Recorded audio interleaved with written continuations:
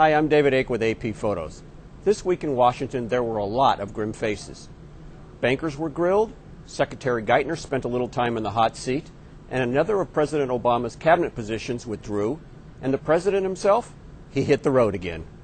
We shoot every Air Force One takeoff and landing. As you can imagine, it gets a bit tedious, and photographers have to work really hard to find something different to shoot.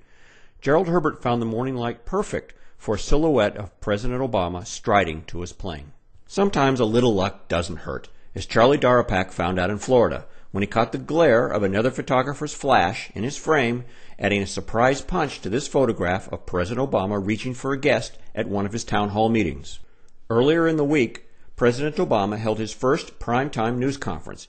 To make this frame of Mr. Obama walking down the red carpet and into the East Room, Ron Edmonds mounted a remote camera on the door jamb and then tripped the shutter with a radio remote control from the back of the room. Up on Capitol Hill, several bankers were grilled by Congress.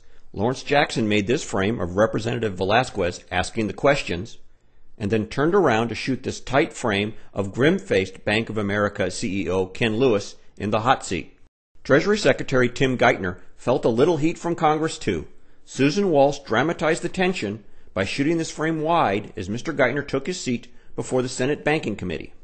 Not all of the faces were grim this week. Here Susan Walsh captures the moment as Speaker Nancy Pelosi enjoys a laugh with other House Democrats during a press conference after the stimulus package passed the House.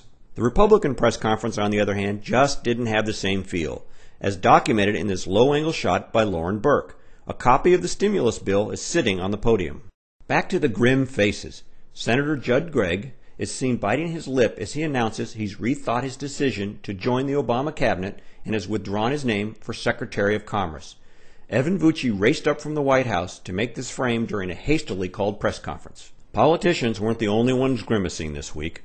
Pablo Martinez Monsivais was on the scene to capture the look on Houston Astros Miguel Tejada's face after pleading guilty to lying to Congress. Let's circle back to where we began this slideshow, with the president on the road. J. Scott Applewhite made this very nice sunset picture as Marine One flew over the Jefferson Memorial on a return trip to the White House. On the Washington Photo Desk, I'm David Ake, Associated Press.